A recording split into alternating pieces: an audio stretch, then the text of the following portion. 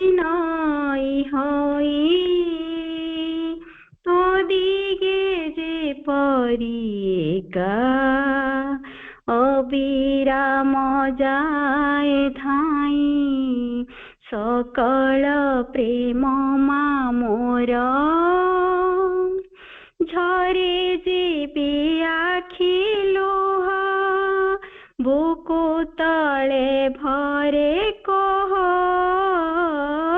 ঝরে যে আখি লুহ বুকু তଳେ ভরে কহ সে লুহর জল যেহ্নে সে লুহর জল যেহ্নে পাদ তোর দিয়ে ধোই সকল প্রেম মা মোর বেগবতী নাই হই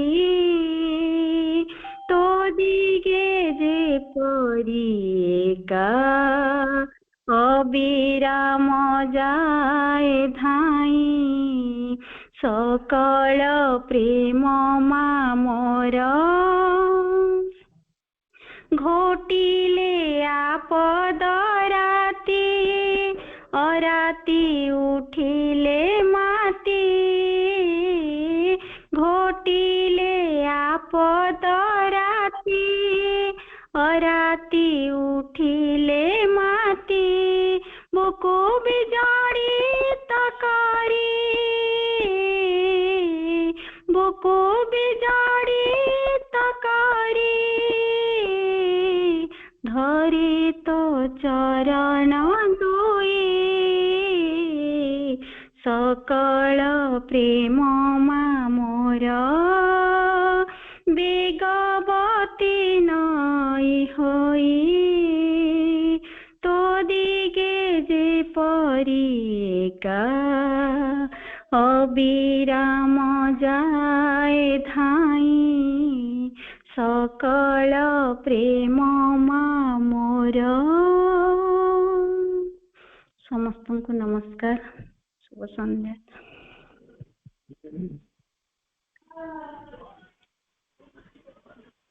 ସମସ୍ତଙ୍କୁ नमस्कार। पंकज भाई नमस्ते।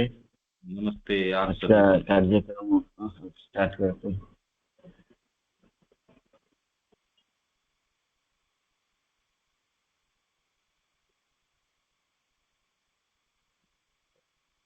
हमारा पेज नंबर आज है ये 7 नंबर के ऊपर, जनवरी 2, 1915। हर एक विचार भले वह कितना भी शक्तिशाली और गंभीर क्यों न हो, बहुधा दोहराए जाने, सतत ही व्यक्त किए जाने पर घिसा पिटा, नीरस, मूल्यहीन हो जाता है। इस तरह उच्चतम अवधारणाएं भी एक समय के बाद अपनी ताजगी खो बैठती हैं और जो बुद्धि लोकोत्तर अटकलबाजियों में आनंद उठाती थी, वह एकाएक समस्त तर्कणाओं को और उसके समस्त दर्शनों को त्याग देने की और जीवन को एक बालक की विस्मय भरी दृष्टि से देखने की एक जबरदस्त आवश्यकता अनुभव करती है, ताकि उसे अपने अतीत के ज्ञान की कोई स्मृति न रहे, भले वह कोई सर्वोच्च प्रकार का दिव्य ज्ञान ही क्यों न रहा हो। ये माँ की प्रार्थना है, क्योंकि यदि हम बार बार एक ही चीज दोहरा रहे हैं, पीछे उसी जो हमारी स्मृति है उसके आधार पे चल रहे हैं। स्मृति आपके जीवन के लिए तो आवश्यक है पीछे की, पर जब आप एक चेतना में, ऐसी चेतना में निवास करते हैं, वहां पीछे की नहीं, आप हर क्षण नवीन एक अबोध बालक के रूप में जो विस्मय भरी दृष्टि से देखने की आवश्यकता अनुभव करता है। क्योंकि आपके सामने तो माँ का ऐसा मार्ग है जो न तो पहले था न कभी होगा, वो तो विलक्षण है। हर क्षण उसकी कृपा, आप किसी भी स्थान पे हो, वो तो हमेशा ही अप्रत्याशित, जो आपने कभी जिसकी कल्पना न करी हो उस तरीके की सामने होगी। तो आपने पहले क्या सीखा था, क्या था, ये इनसे कोई फर्क नहीं पड़ता। इनफैक्ट आपके रास्ते के अंदर ये बाधा बन जाती है। तो अतीत के ज्ञान की कोई स्मृति न रहे। पहले मेरे को कितना ज्ञान था या नहीं था, वर्तमान में माँ मेरे से क्या चाहती हैं, और वैसा बिल्कुल जैसे दर्पण के अंदर, ये दर्पण में एक व्यक्ति गया, उसकी जो छाया है वो उसी में अटक के रह गई, तो नई प्रतिछाया तो उसमें नहीं आएगी। वो तो जैसे ही उसके सामने से कोई गुजरता है वो निकल गया निकल गया। वैसे ही स्मृति के अंदर पीछे आपके सुखद है, दुखद है, अनुभव हैं, स्मृतियां हैं, कुछ नहीं। आप हर क्षण माँ के सामने बिल्कुल स्वच्छ, मेरे जीवन में क्या होगा ये चिंता ही नहीं।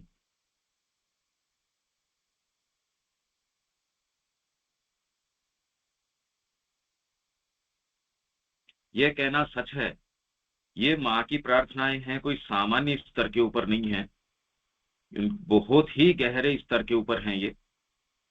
इनमें से यदि आपको कोई शब्द या कोई चीज जो न समझ में आ रही हो, आप बिना संकोच मेरे को बीच में ही रोक लीजिएगा, क्योंकि इन शब्दों का आपको कौन सा शब्द नहीं आ रहा उसका मेरे को नहीं पता होगा।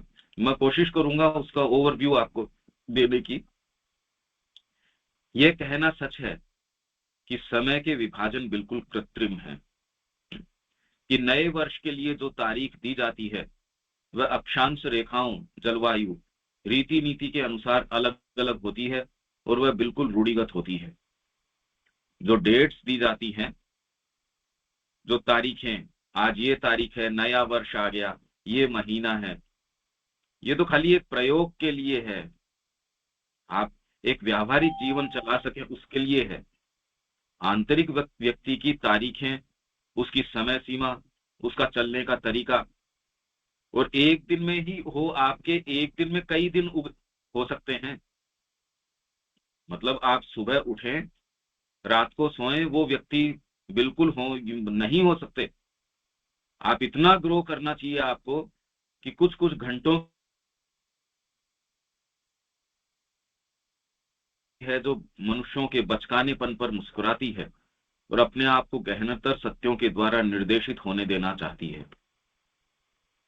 धीरे धीरे आप एक ऐसी चेतना में आते हैं जो खुले रूप में माँ को अपने आप को समर्पित कर देते हैं, और वो आपको जिन सत्यों के द्वारा, जो आज तक किन्हीं भी पुस्तकों में, किन्हीं भी महापुरुषों ने नहीं कहे होंगे, ऐसे सत्यों के द्वारा आपको लेके चलती है। क्योंकि कोई भी एक पथ वो सबके लिए प्रयोज्य नहीं है। आपके हृदय के अंदर विशेष रूप से माँ की वाणी जिस रूप से विराजमान है, वो आपको आपके विशिष्ट मार्ग से लेके जाएगी। और तब अचानक मन, हाँ जी, किसी की कोई बात है? सरस भाई बोलता हूँ, एक दिन में अनेक दिन हो सकता है हमारा जीवन में, ये थोड़ा समझाइए। एक दिन में अनेक दिन हो सकता है बोला। जैसे एक दिन के अंदर आपको उषा आती है, सुबह दिन उगता है, इसका एक गहरा अर्थ ये है। हेलो, मेरी आवाज सुनाई देती है क्या? हाँ हाँ, स्पष्ट सुनाई देती है, सबको सुनाई देते हैं। बोलिए। मैं ये कह रहा हूं कि जैसे प्रातःकाल आई, प्रातःकाल के बाद के अंदर सूर्योदय आया, सूर्योदय के बाद में एक पूरा दिन होता है। उस दिन के अंदर आप जो भी चीजें सीखते हैं, फिर रात्रि आती है, उसको आत्मसात करते हैं इन अनुभवों को। वास्तव में यदि आप ग्रो कर रहे हैं तो रात्रि इसी काल के लिए है कि आपको विश्राम, नई ऊर्जा भी मिले, प्लस आपने जो अनुभव आज गेन किए हैं, आज दिन के अंदर आपने जो अनुभव इकट्ठे किए हैं, उनको आप आत्मसात कर सकें। इसलिए जो पाठ आप कल नहीं समझ पा रहे थे, जब आप सो के उठते हैं, आपके लिए वो समझ पाना, जो पुस्तक, जो पैराग्राफ, जो पाठ कल आपके लिए अबोधगम्य था, आज सहज हो जाता है। कैसे ग्रो करता है कोई? पर ये 24 घंटे के अंतराल से ही हो, दिन हो, फिर बाद के अंदर पूरा प्रकाश आए, रात्रि आए, इसकी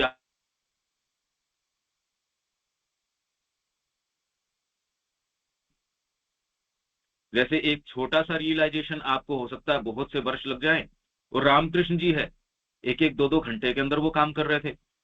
कहने का अर्थ है कि आपकी जो समय सीमा है वो सामान्य व्यक्ति की समय सीमा नहीं रहती।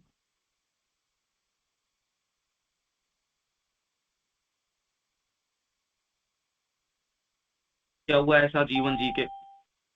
उसकी बजाय आप इतना ग्रो कर सकते हैं कि सुबह एक शरद भाई सुबह उठा, वो दोपहर को ही एक बिल्कुल चेंज व्यक्ति है आंतरिक रूप से, उसने इतनी नई बातें सीखी है, इतनी नई साक्षात्कार हो गए, नहाते नहाते आपको माँ का अनुभव हो सकता है। और ये अनुभव इतने हो सकते हैं कि ये पूरा जीवन आपका प्रकाशमय हो जाए। ऐसा जीवन आप ये सोचिए कि सुबह उठे, माँ की चेतना अधिकाधिक आपको मिलती है, रात को आप उसको आत्मसात करते हैं, तो ये तो प्रकाशमय यात्रा हो गई बजाय एक अंधकारमय यात्रा होने के। तो ये जो समय सीमा बांट रखी है, ये भी खाली एक व्यावहारिक तरीके से है। यदि आप आंतरिक जीवन जीते हैं तो आप बिल्कुल एक अलग टाइमलाइन के ऊपर जी सकते हैं।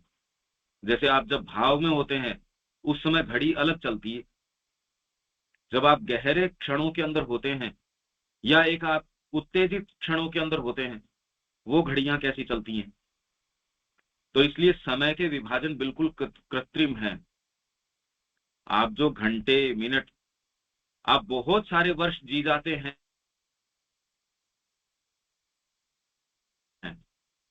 वो तो पशुवत जीवन है। वहीं आपने 2 क्षण जिए, माँ के लिए किसी ने अपने सीने के ऊपर गोली खाई, अब वो कितने क्षण जिएगा, पर वो जो क्षण जिएगा, वैसे तो कितने हजारों लोग हैं मिला के भी उनका जीवन इकट्ठा उतना नहीं हो सकता। तो काल के या समय के जो विभाजन है ये कृत्रिम है, रियल नहीं है। रियल तो वो है माँ के साथ एक क्षण अंतरंग आपने बिताया, वो इतना कीमती है, वो दुनिया की सारी निधियों से ज्यादा कीमती है, और वो समय आपके लिए कितना कीमती हो जाता है। तो ये जो विभाजन हम करते हैं कि ये वर्ष आ गया, उसमें ये महीने आ गए, महीनों में ये सप्ताह आ गए, ये दिन आ गए, ये सारे कृत्रिम विभाजन है और ये बिल्कुल रूढ़िगत हैं। तो यह वह मनोवृत्ति है जो मनुष्यों के बचकानेपन पर, अरे कैसे बचकाने हैं, आप जब माँ के पास उनके सानिध्य के अंदर जाते हो वो समय बिल्कुल अलग है। एक दिन जो है कई जन्मों से ज्यादा कीमती है। उस चेतना में बिताया एक क्षण माँ के साथ व्यक्ति मिलके आता था, उनका जो सानिध्य पाके आता था, वो उसके जीवन का सबसे सुनहरा पल होता है। आप कितने बरस धरती के ऊपर, वो तो वजन है, धरती के ऊपर बोझ है। यदि आप माँ के साथ समय नहीं बिता रहे हैं तो वजन है, और आपका जीवन भी तकलीफ में है और दूसरों की भी आप तकलीफ दे रहे हैं। और जैसे ही माँ के साथ आप जितना समय बिताते हैं, और उसकी कोई कमी नहीं है, आप हर क्षण माँ और श्री अरविंद की चेतना के अंदर व्यतीत कर सकते हैं। तो एक ही दिन के अंदर आपके बहुत सारी भोर हो जाएंगी, बहुत सारा प्रकाश होगा। वेद का रूपक है ये कि 24 घंटे से ही आपके जीवन में प्रकाश आए। वर्तमान में तो यह 24 घंटे से भी हमारे जीवन में प्रकाश नहीं आता, बरसों बरस बीत जाते हैं, भोर नहीं होती, अंधकार को चीर के प्रकाश नहीं आता, और अंधकार से और गहन अंधकार के अंदर परिवार का अंधकार है, हमारे कामनाओं का अंधकार है, कितना कितना अंधकार है, वो चलता रहता है।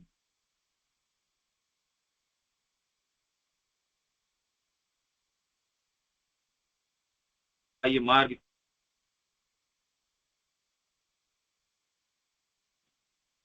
ये कहना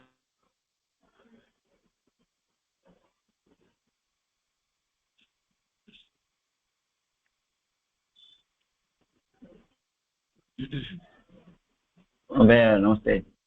मैं ये ऐसे समझता हूँ, आपके अभी जो आप समझाया कि तो हम अभी जो जीवन व्यतीत करते हैं वो असल जीवन नहीं है। जब हम मांस लेने के लिए नहीं जीते हैं तो अभी तक हमने तो जिया नहीं है, तो ये हमारा जीवन व्यर्थ है क्या? अभी तक जो हमने जीवन व्यतीत किया है ये सब व्यर्थ हो गया है क्या? है जी। अभी तक हमने जो जीवन व्यतीत किया है, जब हम माँ से लेने के लिए नहीं समय नहीं दे पाए, माँ से लेने के लिए नहीं जी सके, तो ये क्या सब हमारा जीवन व्यर्थ हो गया क्या अभी तक? तो अगर इसके आधार हुआ सब आपके इस आधार पे यदि आप आगे चलते हैं तो व्यर्थ नहीं है, पर इस अनुभव के आधार पे यदि आप यहीं रुक गए, इससे आगे नहीं जाते, तो बिल्कुल व्यर्थ है। और इसको एक आधार बना के और पिछला जीवन ऐसा है, मानिए स्प्रिंग बोर्ड है जो आपको आगे की ओर धकेलता है, तो फिर बाद में निरर्थक नहीं है, ये सार्थक बना सकते हो। आपके हाथ में है, ये निरर्थक है या सार्थक है वो आपके हाथ में, आप कैसा बनाते हो। बाहरी दृष्टिकोण से व्यक्ति नहीं पता लगा पाएगा कि आपका जीवन कैसा है, वो आप अपनी चेतना में कैसे हैं, आपकी माँ के साथ क्या अंतरंगता है, उससे होगा। बाहरी व्यक्ति नहीं पता लगा पाएगा कि आप क्या कर रहे हैं क्या नहीं कर रहे हैं।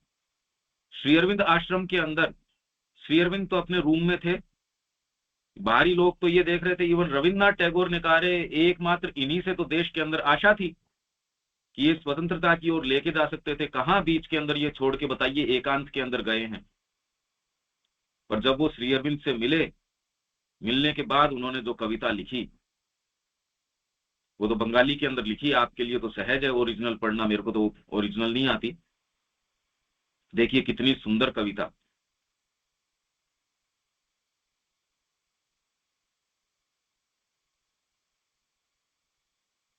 पहले आगे जा चुका है, आपका गुरु है, आपका अग्रणी है, वो आपको सच्ची, मतलब जिसको आपसे कोई आशा नहीं है, जिसको आपसे कोई अपेक्षाएं नहीं है, कोई आपसे कुछ लेना नहीं, वो उसका शब्द सत्य का शब्द है, तो वो वैसा शब्द माँ कहती है बहुत कीमती हो जाता है, उसकी बड़ी वैल्यू है।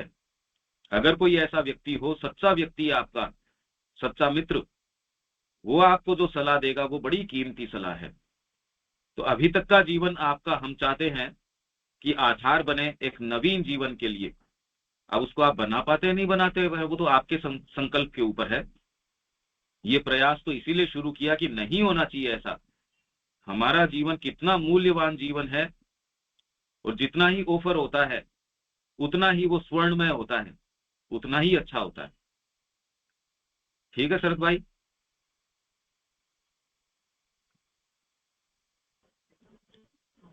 हाँ भाई नमस्ते। ठीक है, मैं ऐसे समझ सकता हूँ, ऐसे समझता हूँ कि अभी भी हमारा कोई कुछ बिगड़ा नहीं है, अभी भी हम अब स्टार्ट कर सकते हैं हमारा जीवन, और व्यर्थ नहीं हुआ, मेरा जीवन व्यर्थ नहीं हुआ, बिल्कुल नहीं हुआ। जो समय मैंने बिताया व्यर्थ नहीं हुआ, ये मैं समझ गया। ठीक है भैया। जैसे माँ कहती है it is never too late to begin.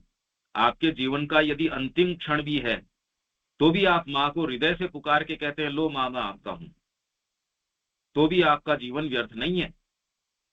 और कभी भी टू अर्ली नहीं है शुरू करने के लिए, कि आप बहुत जल्दी शुरू कर दिया, कभी नहीं हो सकता।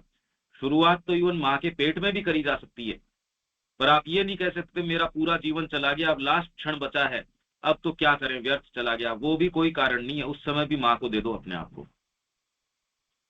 तो इसलिए नहीं देने का तो हमारे पास कोई भी बहाना नहीं है। हम कितना भी, किसी भी क्षण है, किसी भी हालत में है, किसी भी अवस्था में है, हम अपने आप को दे सकते हैं।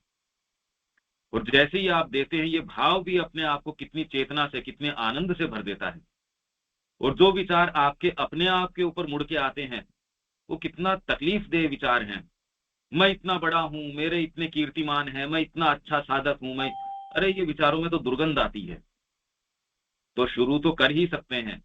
और ये पता लगने के बाद, माँ और श्री अरविंद के संपर्क में आने के बाद, व्यक्ति और कोई दूसरी चीज कर कैसे सकता है, सामान्य जीवन जी कैसे सकता है। जैसे मनुष्य की चेतना के मिलने के बाद में पशु में कैसे आनंद आ सकता है पाशविक चेतना में, वैसे ही माँ के संपर्क में आने के बाद दूसरी चीज कोई व्यक्ति कर कैसे सकता है, नहीं की जा सकती। और ये तब अचानक मन स्वयं इन सत्यों को यथावत जीवन में व्यक्त करने में अपनी असमर्थता अनुभव करता है। तो वैसे ही सत्यों को फिर से वही दोहराते जाओ। मैंने बहुत लोग देखे हैं जो 5 साल पहले जो उदाहरण दे रहे थे वही आज भी उदाहरण देते हैं। तो ये लगता है क्या 5 साल में इसने ग्रो ही नहीं किया, उसके वैसे की वैसी वार्तालाप, वैसे उदाहरण, जबकि व्यक्ति ग्रो करने के बाद 7 दिन के बाद चेंज हो जाना चाहिए। आप जिस व्यक्ति से मिले उसके उदाहरण, उसकी बातें, उसकी गहराई वो बिल्कुल बदल जानी चाहिए, तब इसका मतलब विकास चल रहा है। यहां पता चल रहा है कि 20 साल पहले मिले, 20 साल बाद भी वही उदाहरण दे रहे, इसका मतलब व्यक्ति ने ग्रो नहीं किया, वो आगे नहीं गया है। तो इसलिए माँ ये कह रही हैं तब अचानक मन स्वयं इन सत्यों को यथावत जीवन में व्यक्त करने में अपनी असमर्थता अनुभव करता है और इस प्रकार की सारी बुद्धिमानी को त्याग कर वह अभीप्सा वाले हृदय के गीत को उठने देता है। इसलिए आश्रम में कितने स्पेशलिस्ट, कितने सारे, पर छोटी छोटी बात के लिए माँ से पूछ लो तो दूसरा कहेगा तेरे खुद की अकल नहीं है। अरे खुद की अकल को तो वो तिलांजलि दे के आया है, खुद की अकल से तो साधना थोड़ी होती है। खुद की अकल से आपने आज तक कभी कोई ये देखा है? समर्पण से है, अभीप्सा है, लो माँ, और जैसे ही आपके अंदर सच्चा भाव है, समर्पण का भाव तो सहज है, वो यदि नहीं उठ रहा, आपकी सारी शक्ति सामर्थ्य परमात्मा के सामने क्या हुआ? कुछ नहीं। तो जब आप ऐसे अपने आप को ऑफर देते हैं, ऑफर करते हैं, तब वो आपके माध्यम से फ्लो करता है। व्यक्तित्व के भान से इतने भरे हैं, कर्म कैसे करेंगे? अच्छा कर्म कैसे करेंगे? अपने शक्ति सामर्थ्य से कितना कर्म कर सकते हैं? लिमिटेड करेंगे। शरीर की क्षमता सीमित है, प्राण की क्षमता सीमित है, मन की क्षमता सीमित है।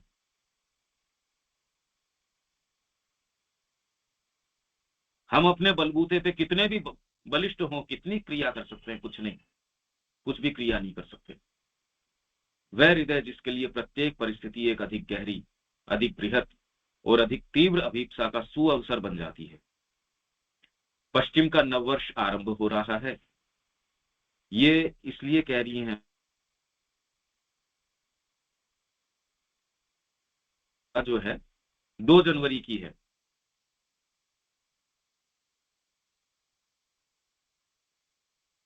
आरंभ हो रहा है, क्यों ना एक नए उत्साह के साथ। कुछ लोग ये कहते हैं भारतीय नववर्ष ये है।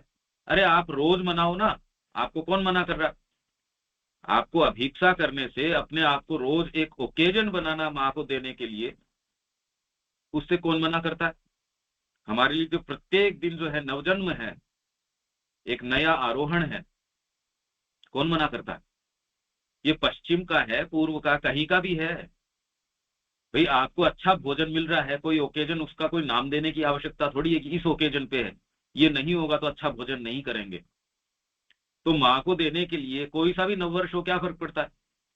आप तो चीन का नववर्ष है, उसके हिसाब से माँ को कहते माँ को आज फिर देंगे। आप तो हर ओकेजन को दो ना अपने आप को। क्यों ना एक नए उत्साह के साथ ये संकल्प करके इसका लाभ उठाएं कि नववर्ष के आरंभ का यह प्रतीक है। ये प्रतीक मतलब नई तारीख का आना। तो वैसे ही नया महीना, पहली तारीख, आप उसको प्रतीक बना सकते हैं कि आपके अंदर भी एक नवीनता आ रही है। रोज सुबह भोर आती है, वैसे ये एक प्रतीक है कि आपके जीवन में भी पुरानी चीजें गई, किसी से बैर है, किसी से ये है, वो है, सब गया। आप एक नए बालक हैं माँ की गोद के अंदर, नए तरीके से। और माँ जो प्रेरणा देती हैं वो सत्य है। आपने जो भी जाना है, जो भी आपको पता है, वो सारे की बत्ती बनाइए और माँ के चरणों में उसको ऑफर कर दीजिए। बस यह प्रतीक एक वास्तविकता बन जाए और भूतकाल की शोचनीय चीजें, उन चीजों को स्थान दे दें जिन्हें कि अपने संपूर्ण वैभव के साथ अस्तित्व में रहना चाहिए।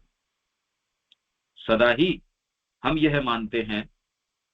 देखिए इसमें बीच में आप कहीं भी, चाहे मैं बोल रहा हो, आप बीच में रोक लीजिएगा, कहीं भी बिना किसी संकोच के। जो लाइन नहीं समझ में आ रही, जो विचार नहीं समझ में आ रहा, क्योंकि आप किसी अलग व्यक्ति से नहीं, हम तो सारे एक हैं, हम इस मार्ग में आगे चलना चाहते हैं। तो आपको कहीं कोई बात कुछ भी ऐसी हो, वो मेरे को नहीं पता होगा आपके मन का प्रश्न। मैं तो एक फ्लो में जो मेरे को आता है मैं बोले जाता हूं। तो आप कहीं भी रोक सकते हैं, आप सारे बिल्कुल फ्री हैं सदा ही। मैं सबको बोल दिया हूँ, जिसको जो प्रश्न है बीच में भी रोक के आपको बोल सकते हैं। ठीक है भैया, हमें चर्चा जितनी होगी वो ही इसको फलप्रद बनाएगी, चर्चा ही इस चीज को सुंदर बनाएगी, नहीं तो ये वन वे ट्रैफिक हो जाएगा। तो आपको जिसको कुछ भी बीच में बात हो वो बोल सकते हैं। मैं चल रहा हूं उसके बीच में भी आप बोल सकते हैं। सदा ही हम यह मानते हैं कि हम तुझे परिभाषित कर सकते हैं, परिभाषा आपकी दे सकते हैं, मतलब हम आपको एक्सप्रेस कर सकते हैं, परिभाषित। माँ ये है, परिभाषा दे दी हमने। चेतना ये है, जबकि ये असीम चीजें हैं। अनंत ये है, शाश्वत ये है, जबकि वो मानव की कल्पना से परे है, पर मानव की बुद्धि उसको परिभाषा देने का प्रयास करती है। तो सदा ही हम यह मानते हैं कि हम तुझे परिभाषित कर सकते हैं, अपने मानसिक सूत्रों में तुम्हें बंद कर सकते हैं। भाई सारा प्रयास क्या है? वेद का यही प्रयास है, उपनिषदों का यही प्रयास है, गीता का यही प्रयास है। हमारे सारे सदग्रंथ क्या कर रहे हैं? जो अनिर्देश्य है, जिसके बारे में कुछ कहा नहीं जा सकता, अनिर्वचनीय है, वाणी जिसके बारे में कुछ कह नहीं सकती, उस ब्रह्म का निरूपण करने का प्रयास करते हैं। ये कहे कि ये चीज ये नहीं है, ब्रह्म इससे अलग है, तो आप ये कहे के भी आप निरूपण करने का प्रयास कर रहे हैं। जितनी कला है, जितना साहित्य है, जितना संगीत है, प्रयास किस चीज का है? उस तत्व को परिभाषित, उस तत्व को यहाँ एक्सप्रेस, मैनिफेस्ट करने का प्रयास है। और आप अपने आप में भी और क्या हो, हम सब अपने आप में क्या हैं? भगवान को एक्सप्रेस करने का एक तरीका है, जो अभी एक लबादा है मिथ्यात्व का, पर यदि हम इसको उतार फेंकते हैं तो दिव्यता एकदम सामने झलक उठेगी हम सबके भीतर से। परंतु वे भले कितने भी विशाल, जटिल और समन्वयात्मक हों, मतलब हमारे मानसिक जो तरीके हैं बोलने, कितनी पद्धतियां हैं, कितनी योग की पद्धतियां हैं, क्या प्रयास कर रही हैं। ये तो अद्वैत है, ये विशिष्ट अद्वैत है, भगवान तो ये है, कोई कहता है सांख्य है। आप ये देखिए कि रियलिटी कितनी जबरदस्त है। बुद्ध तो कहते हैं शून्यम, कपिल मुनि कह रहे हैं इसमें पुरुष और प्रकृति, भगवान तो है ही नहीं कोई। शंकराचार्य कह रहे हैं ऐसी कोई चीज नहीं, ये तो खाली ब्रह्म है, उसका कोई निरूपण नहीं हो सकता। और भक्ति मार्गी है, वो कह रहा है कृष्ण है एकदम। दूसरा शैव वाला ये कह रहा है ये है। तो इससे एक चीज तो आपके समझ में आती है कि सुप्रीम रियलिटी आपके किन्हीं भी सूत्रों के अंदर बंद नहीं हो सकती। और फिर भी कितनी विचित्र बात है कि आज तक आदिकाल से लेकर प्रयास यही चल रहा है, कैसे हम सूत्रों में उसको समेट लें। ठीक बात भी है भाई, गंगा कितनी भी विशाल हो फिर भी आप उसको अपने लोटे में लाने का प्रयास करते हैं। आप उस समय मानसिक ये विचार नहीं करते कि क्योंकि इतनी विशाल है तो लोटा नहीं भरना चाहिए, आपके लिए उसकी उपयोगिता है। तो उस ब्रह्म का आप जितना निरूपण कर सकते हो, वाणी से जितना एक्सप्रेस कर सकते हो, उतना आनंद है। इसलिए सारा संगीत बढ़िया है, सारी पेंटिंग बढ़िया है जो उसको एक्सप्रेस करती है, सारे साहित्य बढ़िया है, ये जानते हुए कि उस तत्व का निरूपण नहीं कर सकते आप। क्या फर्क पड़ता है? भाई मैं सारा भोजन नहीं कर सकता तो मेरे को जरूरत भी क्या सारा करने की। मैं विश्व का सारा पानी नहीं पी सकता इसलिए मैं पानी नहीं पीऊंगा, ये कोई दलील थोड़ी है। मैं तो जितना आस्वादन कर सकता हूं उतना कर लूंगा, मेरी जितनी पात्रता है। तो उस व्यक्ति के लिए भी सदा ही अनिर्वचनीय, मतलब जिसको वाणी से एक्सप्रेस नहीं किया जा सकता रहेगा, जो तुझे जानता और जीता है। ये एक बड़ी विशेष बात है। आप भगवान बन सकते हो पर एक्सप्रेस कितना करोगे? एक्सप्रेस तो बहुत थोड़ा कर सकते हो। मां कह रही है मैं जानती हूं मैं कौन हूं, पर बोल क्या सकते हैं इसके बारे में? बोल तो कुछ सकते ही नहीं, क्योंकि व्यक्ति तुझे जी सकता है भले वह तुझे अभिव्यक्त करने में असमर्थ हो। वह तेरी अनंतता बन सकता है और उसे अनुभव कर सकता है, भले ही तेरी परिभाषा या व्याख्या करने में असमर्थ हो। सर्वदा ही तू शाश्वत रहस्य बना रहेगा, जो हमारे समस्त आश्चर्य भाव के योग्य बना रहेगा। आश्चर्य भाव के योग्य बना रहेगा मतलब जब आप इस मार्ग में चलते हैं आपको नित्य नूतन नए आश्चर्य, आप कैसे भी प्रकांड व्यक्ति हो तो ये जो बोलते हैं कि ये व्यक्ति सिद्ध है, ये तो हो गया एकदम प्रकांड हो गया, ऐसा फाइनल टर्मिनस नहीं है।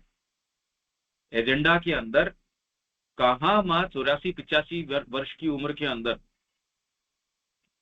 5 वर्ष की उम्र के अंदर मां मनुष्य जाति से ऊपर थी, जो उस अवस्था के अंदर जाके कह रही है कि इतने वर्ष तुम बगीचे के चारों तरफ घूम रही थी, अब ऐसे लगता है कि मैं उद्यान के अंदर, बगीचे के अंदर प्रवेश कर रही हूं। कल्पना कीजिए कि सुप्रीम क्या चीज है। और अच्छी बात है कि आप कभी भी उसमें नए वैभव में जाएंगे, कोई फाइनल नहीं है। आज तक के आध्यात्मिक लोग तो क्या कहते हैं बस ये तो पहुंच गए, ये सिद्ध हैं। उनको ये सेंस ही नहीं कि परमात्मा कोई एक ऐसी एकांगिक छोटी सी चीज है क्या जो आप पहुंच गए। और सोचिए यदि आप पहुंच गए, उसके बाद आपको ये कहा जाए कि अब यात्रा किसकी करोगे, ये तो कितना अभिशाप है, ये तो बड़ा तकलीफ देह है। तो श्री अरविंद ने जो मैप बनाया उसके अंदर इवन सच्चिदानंद, सुप्रामेंटल तो बहुत नीचे है, ये सच्चिदानंद भी टेम्पोरल है, कालगत। उसके बाद ये स्कीम तो चलती जाती है, चलती जाती है, इसका कोई अंत नहीं है। और अच्छा है कि कोई अंत नहीं है, नहीं तो आपको ये कह दिया जाए कि अब ये बस हो गया तो प्रलय हो जाएगी। भाई अभी हम जिस भी अवस्था में हैं, पर एक समय विशेष के ऊपर आके यदि हम ग्रो करना शुरू करते हैं, सुप्रामेंटल को ये कह दिया जाए कि अब आगे बढ़ने को स्थान नहीं है, तो प्रलय हो जाएगी, सारी चीज क्रैश कर जाएगी। इसलिए शाश्वत ऐसा है, उसका रहस्य इस तरीके का, वो तो हमेशा ही आपको आश्चर्यचकित, अद्भुत के बोध से भरता रहेगा। न केवल तेरी अचिंत्य और अज्ञेय परात्परता में ही, अपितु तेरी वैश्व अभिव्यक्ति में भी, उस सब में भी जो हम सर्वांगीण रूप से हैं। और सदा ही विचार के रूपों का स्थान ऐसे नए रूपों द्वारा लिया जाता है जो सदा शुद्धतर, उच्चतर और अधिक व्यापक होते हैं। मतलब जब आप इस मार्ग में पदार्पण करते हैं, आपके जो विचार हैं, आप अभी कल्पना नहीं कर सकते ये कैसे होंगे। जैसे पशु की चेतना में कल्पना नहीं हो सकती कि मनुष्य की चेतना क्या होगी। अगर पशु ये कल्पना कर लेता मनुष्य की चेतना की, तब तो वो मनुष्य बन ही गया, उसके कल्पना में नहीं आ सकती।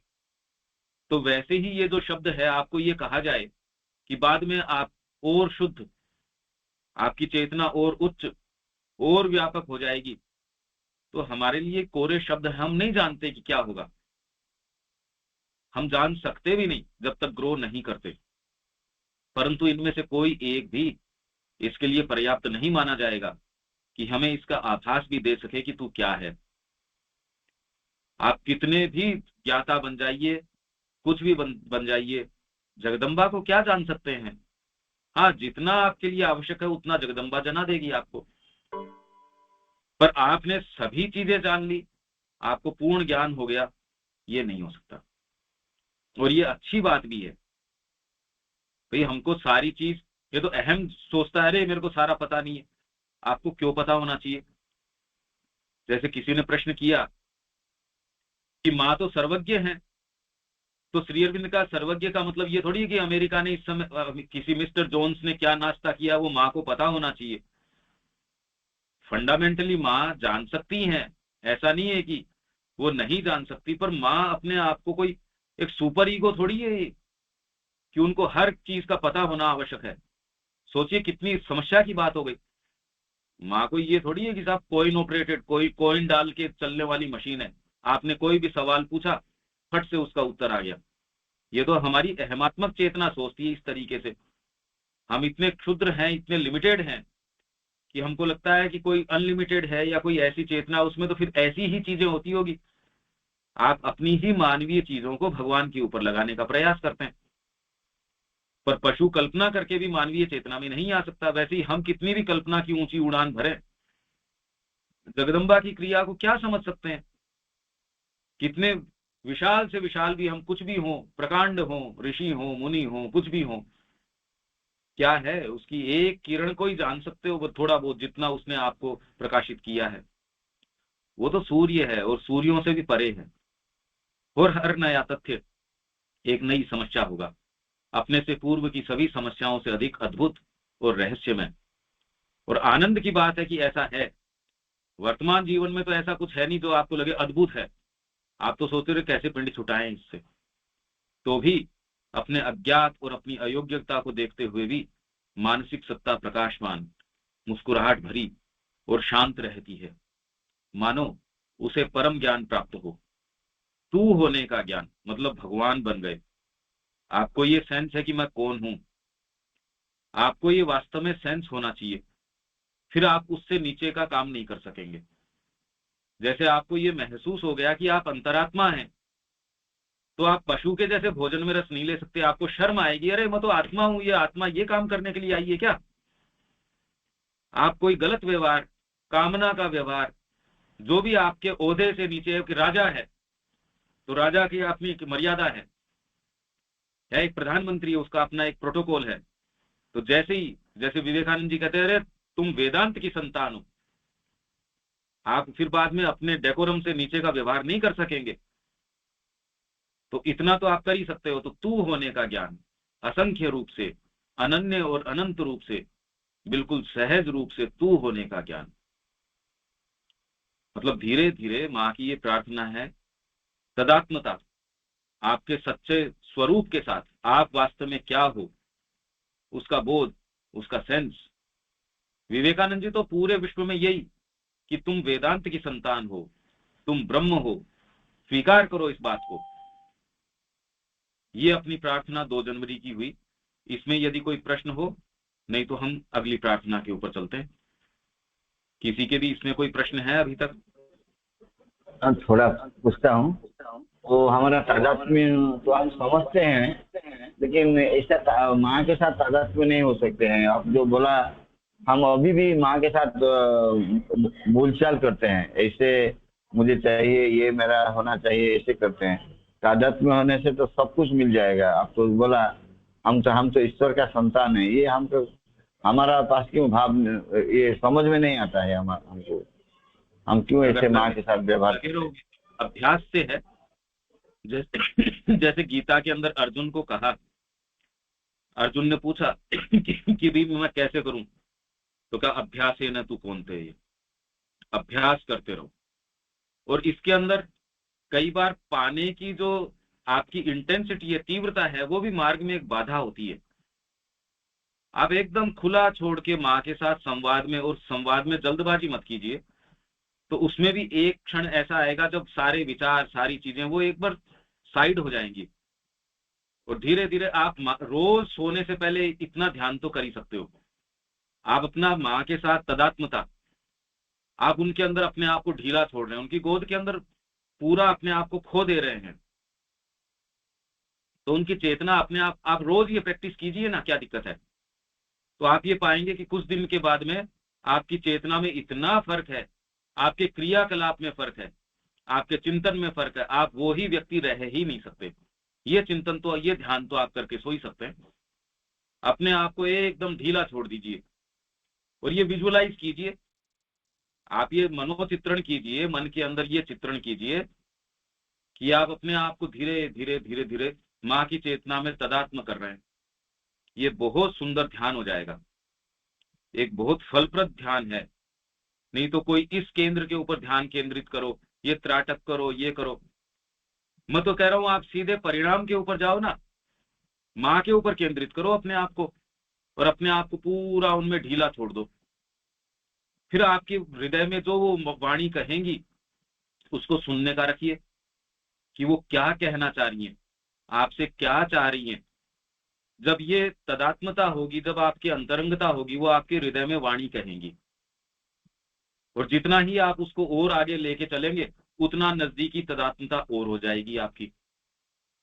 एकदम खुला छोड़ के, कई बार हमारी इंटेंसिटी भी हमारे मार्ग में कि मैं माँ को पालूं, मेरी भक्ति मेरी, छोड़ दीजिए सारा। अबोध बालक की जैसे धीरे धीरे धीरे धीरे अपने आप को उनके अंदर मिलाने का प्रयास कीजिए। कहने का मतलब आप उनके ऊपर किसी भी तरीके से केंद्रित हो, उनकी वाणी को अपने हृदय के अंदर रिसीव करने का प्रयास करो। वो आपसे जो चाहती हैं वो पूरी सक्षम है। जो पूरे ब्रह्मांडों को चला सकती है, वो आपको और मेरे को नहीं चला सकती।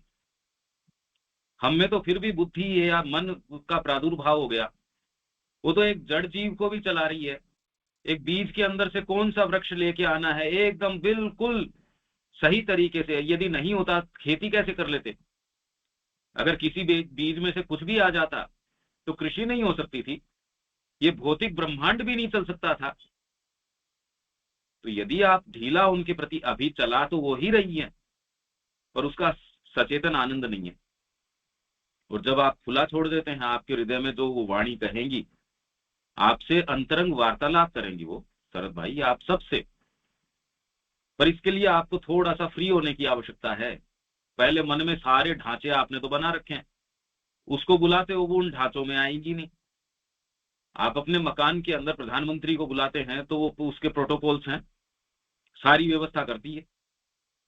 तो इसलिए द मदर के अंदर क्या है, you must keep the temple clean if you wish to install there the living presence. भगवान की जीवंत उपस्थिति यदि वहां आप विग्रह स्थापित करना चाहते हो, you must keep the temple clean. मंदिर को स्वच्छ करना पड़ेगा, स्वच्छ भी वही कर देंगी। तो इसमें मूल मंत्र है आपकी सिंसियरिटी, आपकी सच्चाई। ये रोज आप ध्यान करना शुरू कीजिए, कितना आप अंतरंग तरीके से उनसे युक्त हो सकते हैं, अपने आप को उनको दे सकते हैं। और जो वो आपको कहती हैं, वो कुछ भी कहती हैं, उसको निष्ठापूर्वक आप कीजिए, आपके हृदय में वो कह देंगी। आपको जिस सहायता की आवश्यकता है वो मेरे माध्यम से, किसी दूसरे के माध्यम से, पुस्तक के माध्यम से, स्थान के माध्यम से, कोई संकट के माध्यम से। माँ आपके लिए संकट ऑर्गेनाइज करना है तो संकट ऑर्गेनाइज कर देगी। आपकी पिटाई होने की आवश्यकता है, वो मतलब वो हिचकिचाएगी नहीं, आपकी अंतरात्मा के लिए जो आवश्यक है वो सारा काम कर देंगी। पर आपका जो दिन है फिर वो आरोहण है, आप माँ की ओर डेली बढ़ रहे हैं, बजाय इसके कि आप ग्रो नहीं कर रहे। अब इन दोनों पिक्चर्स को सामने रख के देखिए। एक और ऐसा है कि प्रतिदिन आपका आरोहण है माँ की ओर, उसकी चेतना की ओर, और यहाँ जीवन में उनकी अभिव्यक्ति की ओर। तो जीवन वास्तव में जीवन है। अरे पशु का और हमारा कोई बराबर थोड़ी होना चाहिए, हम तो पशु से भी निचला जीवन जीते हैं। इसमें कोई आत्मा की मर्यादा नहीं है, कोई सुंदरता नहीं है। आत्मा आप अपने अंदर भीतर कैरी करते हैं, हम ऐसा काम कैसे कर सकते हैं? खाली पशुओं की जैसे सेक्सुअल क्रिया के अंदर लगे हुए, भोजन के अंदर लगे हुए, इंद्रियों की कामनाओं के अंदर लगे हुए, मेरा मेरा क्या हो जाए, इवन मोक्ष की मेरी साधना हो जाए, मेरा मोक्ष हो जाए। अरे परमात्मा स्वयं हो आप, किसका मोक्ष? तो आप इसको स्वीकार कीजिए और अपने आप को धीरे धीरे माँ के अंदर बिल्कुल निमज्जित करने का, उनमें मिक्स करने का, उनमें अपने आप को खो देने का ये ध्यान करके सोइए रोज, फिर देखिए कितना फर्क पड़ता है। ठीक है, यहाँ तक की बात समझ आती है शरद भाई? या किसी और के भी कोई भी बात हो कि हमको टेक्स्ट पूरा करने की कोई जल्दी नहीं है। नहीं भैया, आपने ये पहले भी एक क्लास में बताया था, इसको प्रैक्टिस करने के लिए मैंने रात को ऐसे प्रैक्टिस नहीं करते थे, दूसरे तरफ से करते थे। मैंने ऐसे माँ को समर्पित करने के लिए बोला, मैं एक छोटा शिशु जैसे अपनी माँ के गोद में निश्चिंत में सो जाते हैं, मैं भी आपके गोद में सो जाना चाहता हूँ। आप हमको आपकी अंचल में उड़ा के ले लो। मैंने ऐसा कि कुछ दिन प्रैक्टिस किया, धीरे धीरे मुझको ऐसा लगता है जो नींद में जो सपना आते थे अब सपना नहीं आता है। मैं बोलता हूँ, मेरा बात बोलता हूँ, तो धीरे धीरे और गंभीर होने से और मुझे बहुत अच्छा लगेगा। मेरा बात मैं बोलता हूँ। और कोई बोलना चाहते हैं, प्रश्न पूछना चाहते हैं? जिसको सपना नहीं आता, सपना तो आता ही आता है। सपने के विषय में तो श्री अरविंद की लाइफ डिवाइन में बड़ा सुंदर है, वो किसी समय वो टेक्निकल बात हो जाएगी, हम उसमें नहीं जाना चाह रहे। पर हाँ, तो आपने ये प्रैक्टिस किया तो अब धीरे धीरे आपको उससे कुछ महसूस तो होता ही होगा।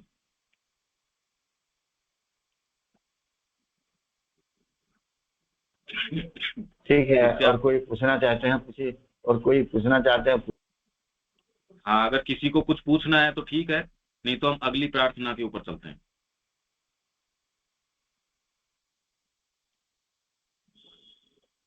पंकज भैया नमस्ते।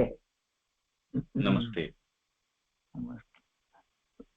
I am chiefly responsible for my downfall and progress. What I do guess that certainly if I have not surrendered, so I cannot proceed in this yoga, Sri Aurobindo's integral yoga especially. So that myself is chiefly responsible.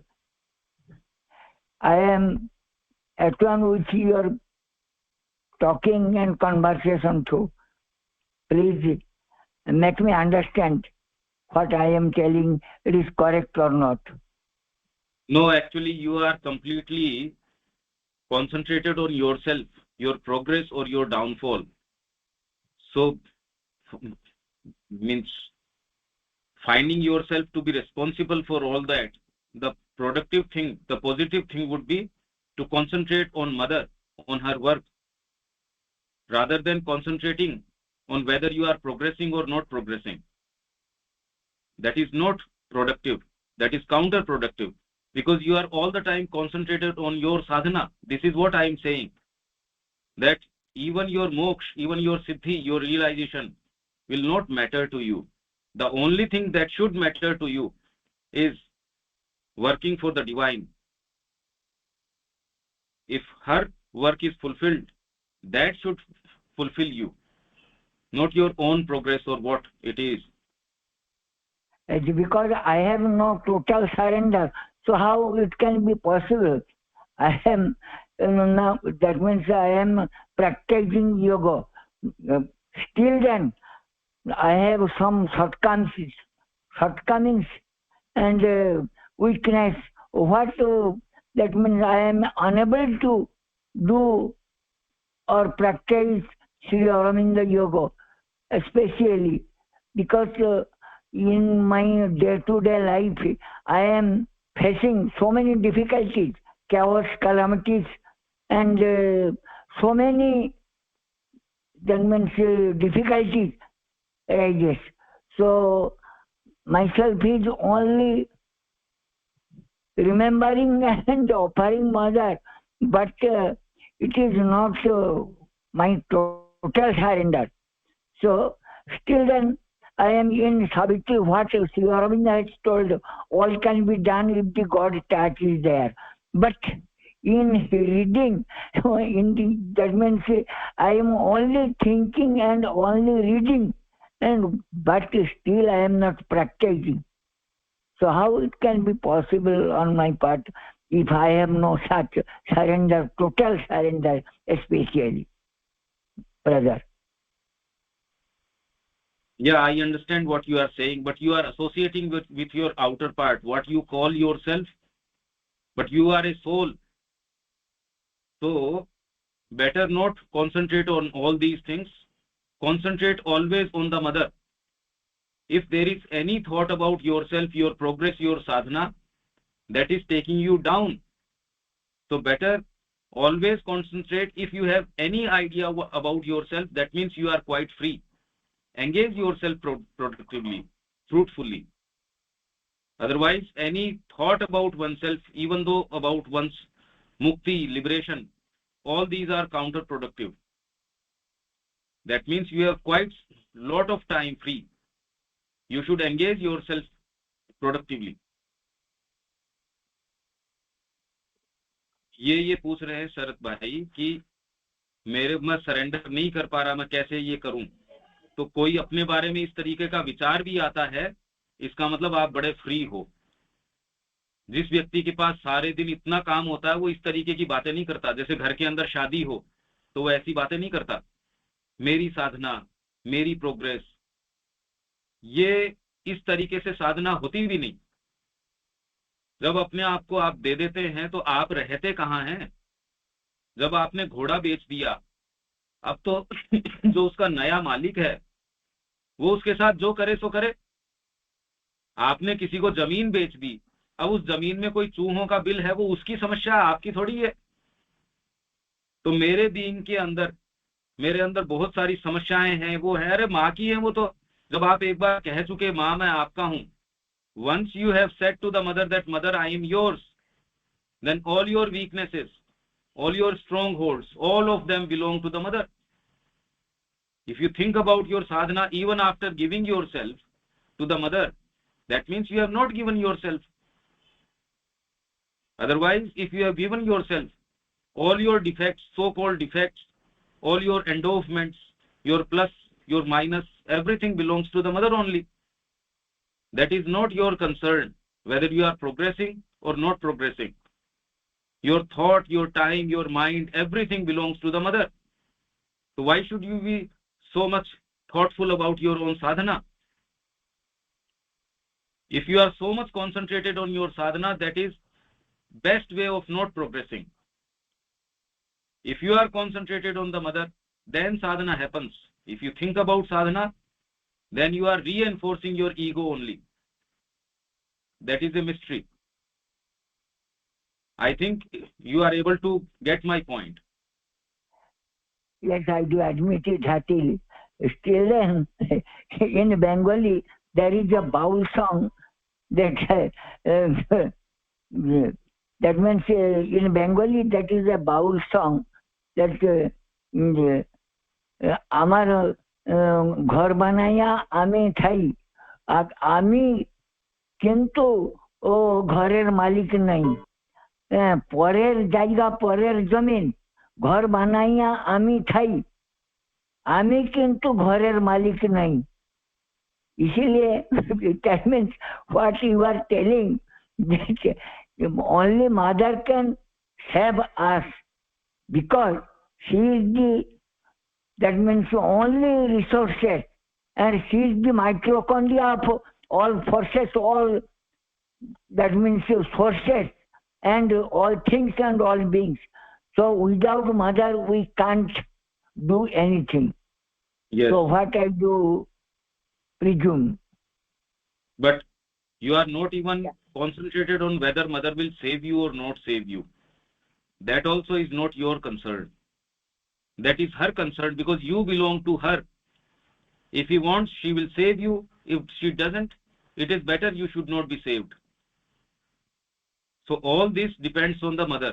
Once you have given yourself, then all these are not your concerns. Your only concern should be how to more and more serve the mother.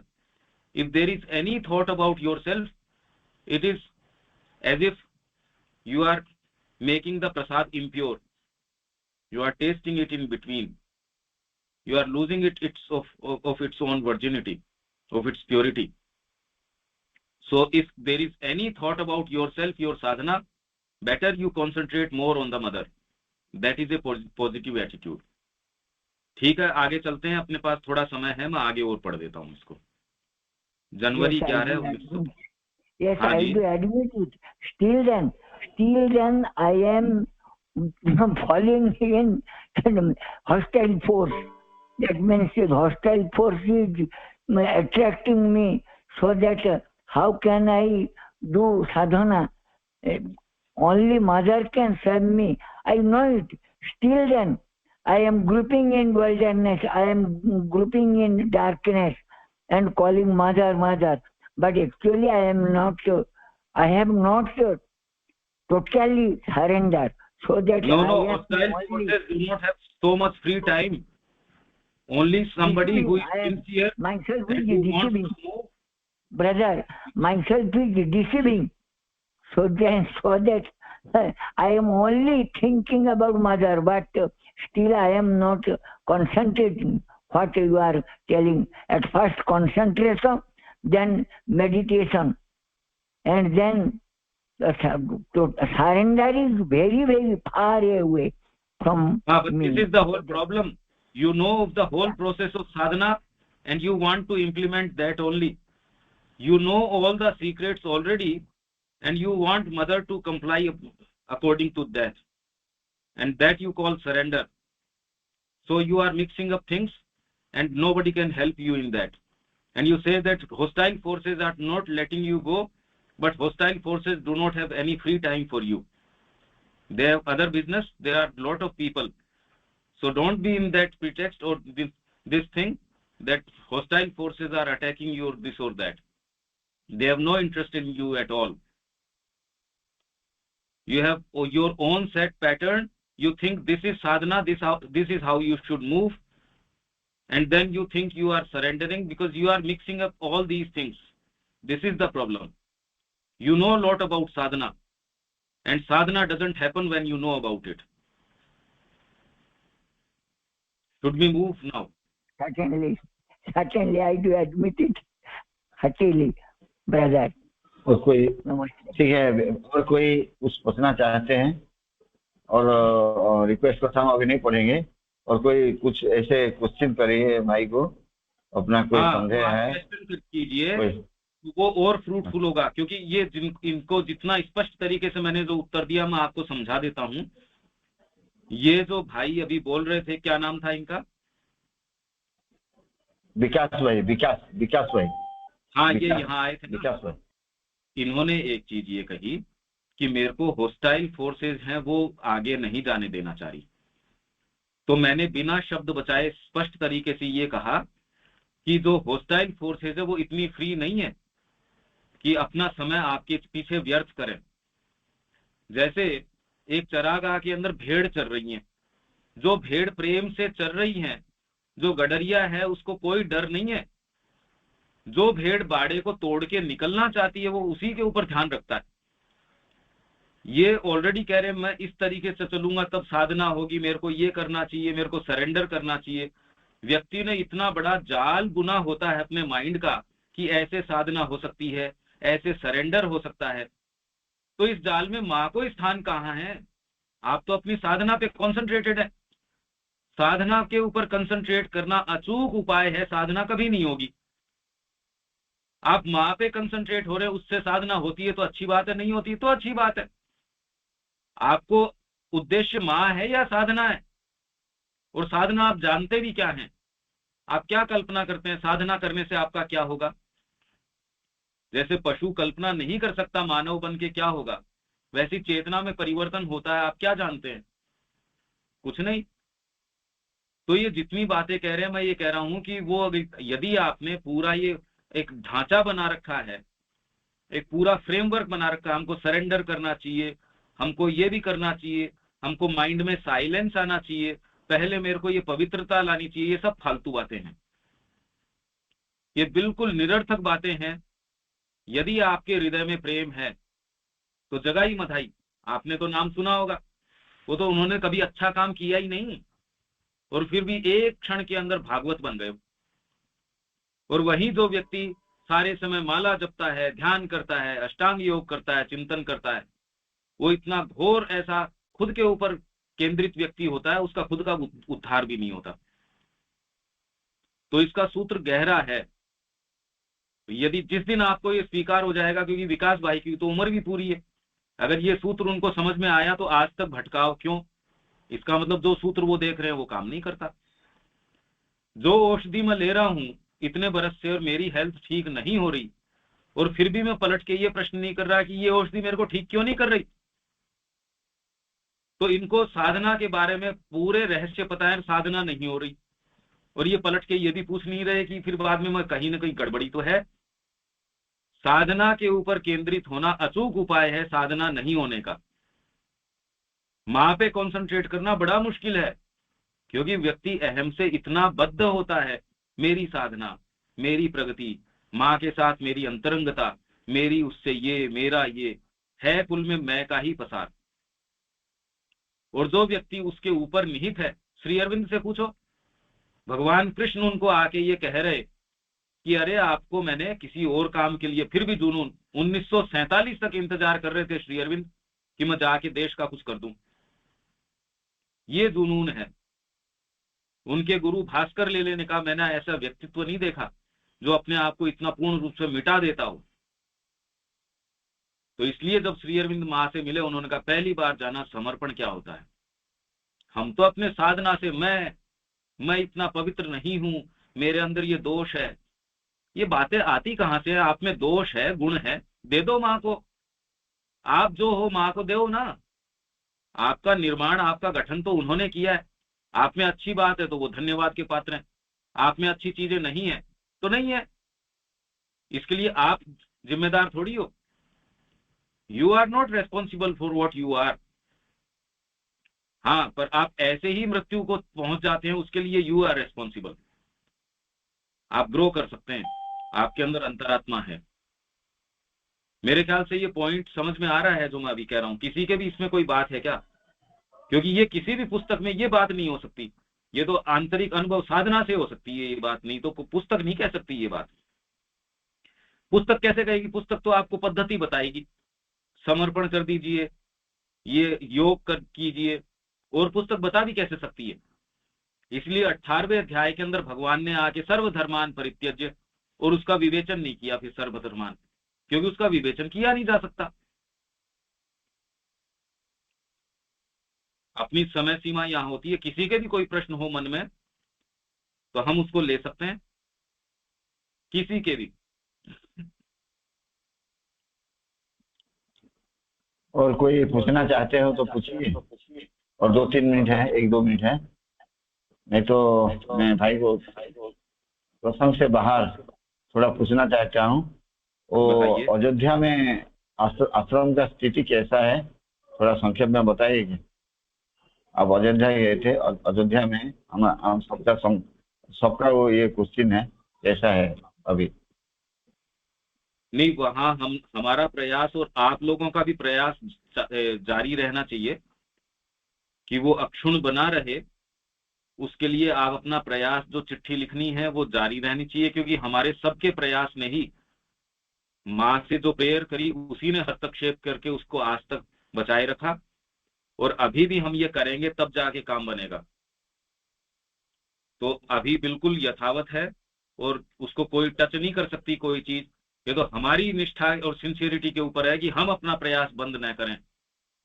बाकी तो भगवान को कौन touch कर सकता है? वो तो आध्यात्मिक केंद्र है। वो केंद्र हटाना, श्री अरविंद को केंद्र से हटाना, वो तो अपना सर्वनाश बुलाना है। आप यदि अपने हृदय को चोट पहुंचाते हो, उसमें तीर मारते हो, उसको चोटिल करते हो, तो वो तो अपने आप को ही क्षय करना है। मूर्ख लोग समझते नहीं। हमारी निष्ठा ये है कि हम उसमें प्रयासरत रहेंगे, इसलिए और जितना हो सकेगा हम उसके लिए ज्यादा से ज्यादा उसके अंदर अपना योगदान देंगे। शरद भाई। हाँ भाई, धन्यवाद भाई। ठीक है, और तो कोई क्वेश्चन नहीं है। आप हमारे साथ जुड़ने के लिए बहुत बहुत धन्यवाद। और ठीक है, अगले हम एक संडे छोड़ के दूसरे संडे में फिर मिलेंगे। बिल्कुल मिलेंगे, जरूर मिलेंगे। और हमने जो जो आपने यहाँ कहा था कि ये चीज के ऊपर हमको करना चाहिए, उस पे आप सारे मिलके विचार कीजिए कि हम उस दिशा में, कि आपके एरिया के जो बच्चे हैं वो कैसे शिक्षा के अंदर आ सकते हैं, क्योंकि आपका भविष्य वही है। वो यहाँ से शिक्षा लें, आपके स्थान पे जाएं, माँ की ज्योति है उसको और आगे बढ़ाएं, माँ के प्रकाश को, श्री अरविंद के प्रकाश को, क्योंकि धरती के लिए और कोई दूसरा भविष्य है नहीं। तो हमको चर्चा इसकी करनी चाहिए। हम साधना कैसे करें? आपको क्या चिंता है साधना की? आप तो कार्य कीजिए माँ का, साधना स्वतः हो जाएगी। साधना करने से थोड़ी होती है, साधना आपको लेके चलती है, आप थोड़ी करते हो साधना। यहां हमको विराम देना पड़ेगा। कोई कुछ कहना चाहता है तो अभी भी समय है, नहीं तो हम यहाँ विराम लेते हैं।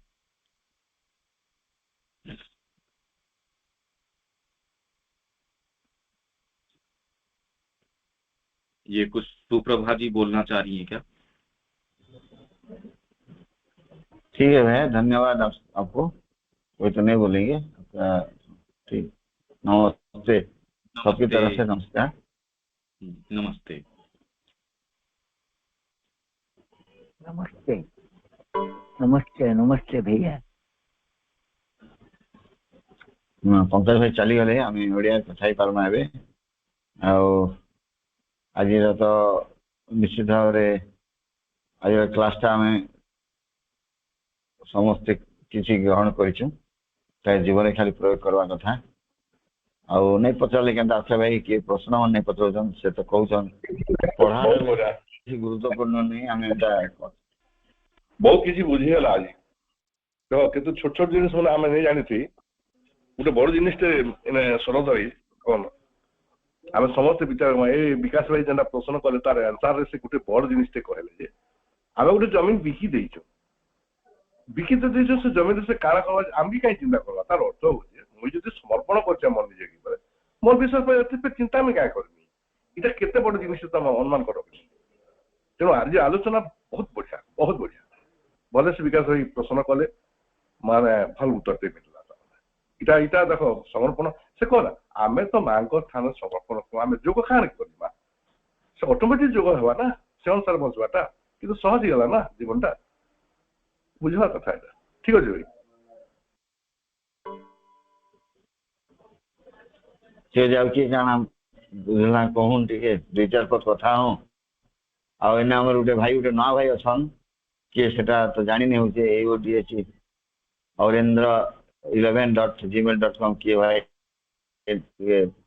ପରିଚୟ ଦିଅନ୍ କିଏ ଗୋଟେ ଓଡ଼ିଆରେ କି ହିନ୍ଦୀରେ ଅକ୍ଷୟ ଭାଇ ତଳେ ଜଣେ ଅଛନ୍ କିଏ ଅଛନ୍ ସେଟା ଟିକେ କହିଦିଅନ୍ ଟିକେ ଭାଇ ଗୋଟେ ମୂଳରୁ ଅଛନ୍ ସୁପ୍ରଭା ବାପା ସାଙ୍ଗେ କଥା ହଉଥିଲେ କିଏ ବାପା ସେଟା ଅଯୋଧ୍ୟାର ବାପା ଭାଇ ନମସ୍କାର ପଙ୍କଜ ଭାଇ ଦେଇଛନ୍ ଲିଙ୍କ କରି ଅଯୋଧ୍ୟାର ଆଚ୍ଛା ଭାଇ ଆଚ୍ଛା ସତେ ଆଚ୍ଛା ଆଚ୍ଛା ହଁ ହଁ କଥା ଓହୋ ଲାଗ ହିନ୍ଦୀରେ କଥା ଭାଇ ଲାଗୁଛନ୍ ନମସ୍ତେ ସୁପ୍ରଭା କଥା ଭାଇ ଲାଗୁଥିଲେ ସୁପ୍ରଭା ବାପା ତାଙ୍କ ନାଁ କାଣା ଜାଣିଛନ୍ତି କି ସୁପ୍ରଭା ବାପା हेलो हेलो उनके नहीं सुनला सुप्रभा नानी पूछे जे नानी तुम्हारा आवाज नहीं सुबुची सुप्रभा नहीं सुबह कथा ठीक है भैया आप जो अयोध्या से हैं क्या आप थोड़ा आपका परिचय दीजिए भैया नमस्ते हम अवधेंद्र पांडे नमस्ते भैया प्रणाम प्रणाम प्रणाम आप थोड़ा आपका परिचय दीजिए हम अवधेंद्र पांडे हम अयोध्या से ही हैं और क्या बताएं आपका नाम बताइए अवधेंद्र पांडे अवधेंद्र हाँ हाँ हाँ ठीक है बहुत धन्यवाद भैया अयोध्या कहाँ से रहते हैं अयोध्या में कहाँ से रहते हैं जहाँ साधनालय है जन्मभूमि है बस उसी के पास हाँ हाँ ठीक है बहुत धन्यवाद ये सब हम जानना चाहते हैं और साधनालय का अभी स्थिति क्या है हमारा वो अयोध्या का साधनालय का स्थिति क्या है अभी शांति है अच्छी है ना और डॉक्टर विजयनी दीदी भी अभी आई थी उड़ीसा से अभी परसों कल ही तो गई है वापस वो है ना अब यहाँ वो फिर आने वाली हैं तो उनको हमने यहाँ बहुत सारे संपर्क लोगों से मिला दिए हैं और यहाँ महिला पाठचक्र आएंगी चलाएंगी है ना ऐसे हमने व्यवस्था कर दिया है कि इतवार को लोग इकट्ठा हो गए पाठचक्र में वहाँ ठीक है ना और बाकी अगला जो कुछ है स्थितियाँ वो तो अभी गवर्नमेंट के ऊपर है वो इलेक्शन के बाद ठीक है भैया ठीक है बहुत धन्यवाद भैया हमारे साथ जुड़े रहने के लिए बहुत धन्यवाद हमारा क्लास सवेरे भी होता है इसी लिंक में जो अभी लिंक में सवेरे सब हर रोज 4 से है हाँ नहीं ठीक है हाँ वो भैया ने लिंक दिया है और अभी 8 से लेकिन हमारा तो यहाँ उड़ीसा में उड़िया में ही होता है उड़िया में आपको तो उड़िया समझ में थोड़ा आएगा क्या उड़ीसा अभी निराकार भैया साहब गए थे नौरंगपुर हाँ सुना सीएच निराकार हमारा उड़ीसा में बहुत काम करते हैं अभी हम 6 महीना उन्हीं के साथ में रहे हैं अभी यात्रा में और वो ठीक है संदीप पोद्दार जी हैं सुनिए संदीप पोद्दार जी हैं भुवनेश्वर से वो यूएस में है उनका भी 8 से 9 हर संडे को इंग्लिश में भी होता है अभी उससे हम जुड़ेंगे 8 से 9 वो इंग्लिश में संदीप जी का टेक्सास यूएस में है वो ठीक है बहुत धन्यवाद भाई हमारा साथ आए हमारा साथ जुड़े रहे इसीलिए हम हमारे ग्रुप की तरफ से बहुत बहुत धन्यवाद देते हैं और ऐसे सुविधा हो तो आप सवेरे भी आप जुड़ सकते हैं सवेरे हर रोज हम 4 से 8 बजे तक रहते हैं तो सुनिए चलिए आप निराकार भैया का 3:20 से 6 बजे तक होता है सुबह पर डे क्या ठीक है ठीक तो सर भैया ठीक है भैया धन्यवाद हमको नंबर सेंड कर दीजिएगा अपना हाँ आपका नंबर बताइए भैया 96161 प्लीज 1 मिनट वेट प्लीज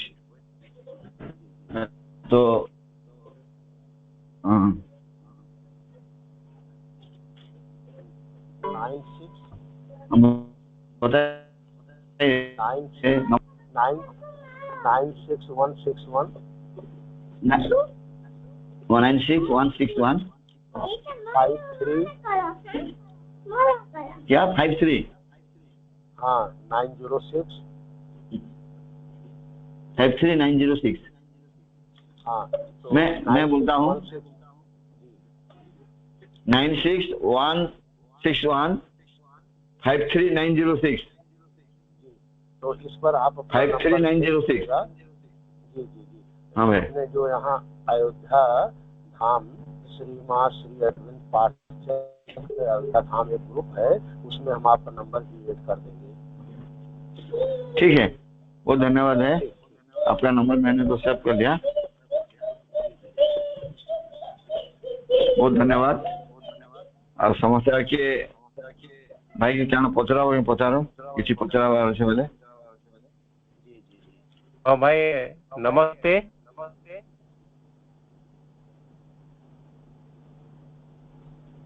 हमारी तरफ से हमें क्या करना चाहिए अभी?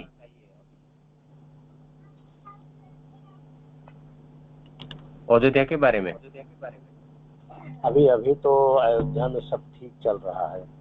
अभी डॉक्टर विजयनी दीदी आई थी, अभी कल ही तो वापस गई वो उड़ीसा, वो फिर आने वाली है। अब यहाँ महिला पाठ चक्र चलाएंगी। यहाँ हमने एक अच्छा ग्रुप बना के दे दिया है उनको। अभी वो लोग संडे में यहाँ शुरू करेंगे। अभी तो इतनी भीड़ कि आप साधनालय में आपको प्रवेश करने के लिए घंटे भर लगना होगा। बहुत ज़्यादा यहाँ स्थिति है कि आपको वहाँ तक पहुँचने में कम से कम मेन रोड से 1 घंटे 1.5 घंटे लग जाएंगे। तो जब तक भीड़ नहीं शांत हो जाती तब तक वहाँ साधनालय में अभी कुछ ज़्यादा नहीं हो सकता। आज वहाँ परम भी पढ़ाए होंगे। आप अयोध्या सदनालय में रहते हैं क्या? में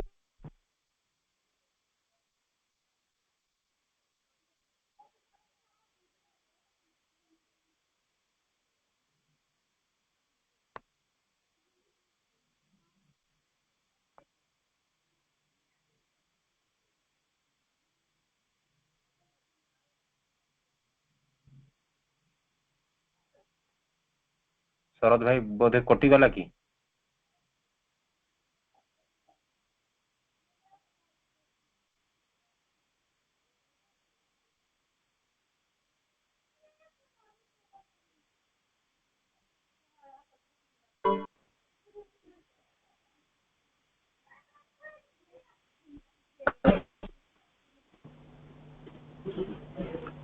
ठीक अच्छे फोन में रखली आम कथा ही पार्मा मझे मझे सहित जिते चाहमा कथा हवा मंदिर अब कॉल कली से सेव कले भी सागे ठीक है।